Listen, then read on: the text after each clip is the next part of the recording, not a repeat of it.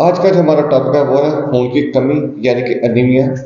आज हम बात करेंगे इसकी कमी की वजूहात और इलाज के बारे में। तो चलते हैं वीडियो की तरफ। खून जब निकलता है तो सुर्ख रंग का होता है, लेकिन जब कुछ देर पड़ा रहे तो फिर सफ़ेद और सुर्ख दो हिस्सों में तकसीम हो जाता है।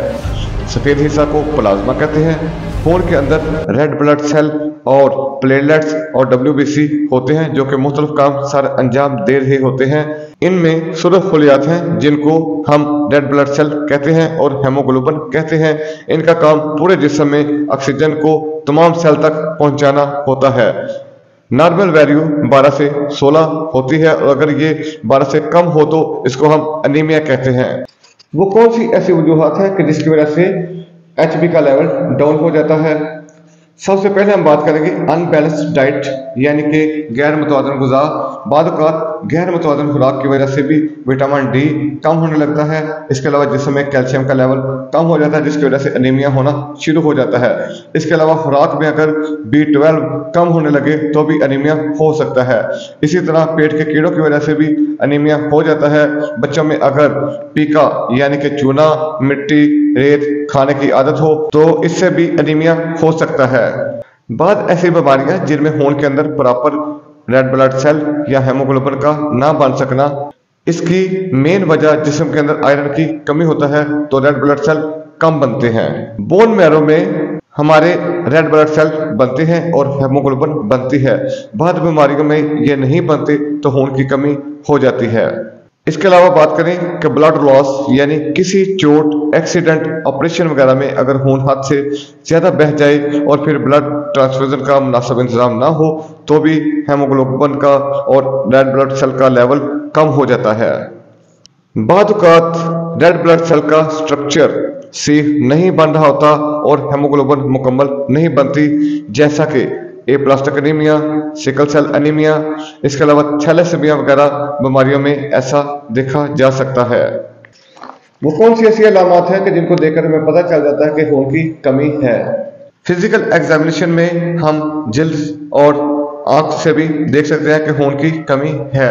लेकिन अगर मरीज की सिम्टम की बात करें तो मरीज हमें आकर कहेगा कि मुझे थकावट सी रहती है, जिसमें दर्द, हल्का हल्का बुखार और सांस का फूलना, थकावट, चिड़चिड़ापन, आंखों के आगे अंधेरा, आंखों के नीचे डार्क सर्कल, जल्द पर सुर्खी कम होने लगेगी, बाल झड़ने लगेगी, नाखूनों की शेप में तब्दीली आना शुरू हो जाएगी। इसके अलावा ब्लड प्रेशर में कमी, आंखों के आगे अंधेरा, थोड़ा सा सीढ़ियाँ चढ़ने से सांस का फूलना, तेज कदम चलने से भी सांस का फूलना।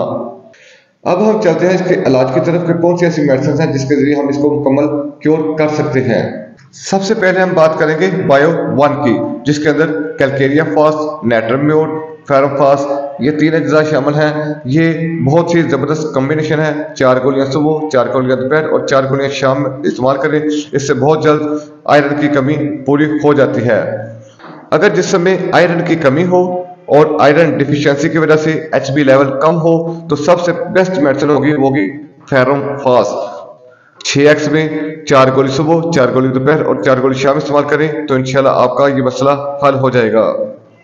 अगर ज़रा सा चलने से भी दिल की धड़कन तेज हो जाए तो आप फेरमेट 30 पोटेंसी में 5 कतरे सुबह, 5 कतरे दोपहर और 5 कतरे शाम इस्तेमाल करें तो इससे आपकी हार्ट बीट जो तेज़ हो जाती है वो नॉर्मल होना शुरू हो जाएगी। इसके अलावा जो सांस आपका फूलता है वो भी नॉर्मल हो जाएगा, चेहरा सुर्ख होना शुरू हो जाएगा। इसकी जो फेरमेट की मेन सिम्टम है वो ये है कि खून की कमी तो होगी, लेकिन जो ही इंसान थोड़ा सा भी तैश में आता है तो चेहरा बहुत ज़्यादा सुर्ख हो जाता है, या धूप में जाएगा तो चेहरा बहुत ज़्यादा सुर्ख होगा, लेकिन होगी खून की कमी। तो फेरमेट इन तमाम अलामत को जल्द ही कवर कर देता है। इसके अलावा इसकी मेन सिम्टम ये है कि ग़िज़ा खाने के फौरी बाद क्या होगा या फौरी तौर पर इसहाल हो सकते हैं। इसके बाद जो मेडिसिन होगी चाइना 30 पोटेंसी में। ये मेडिसिन वहाँ पर इस्तेमाल करेंगे जब बच्चों की पैदाइश के बाद या मेंसेस साइकिल में ब्लड फ्लो बहुत ज़्यादा डिस्चार्ज हो जाए। इसके अलावा एक्सीडेंट्स वगैरह में, किसी ऐसी बीमारी में जिसके जरिए के ब्लड लॉस मुसलसल हो रहा हो तो इस हालत में हम चाइना 30 का इस्तेमाल करेंगे।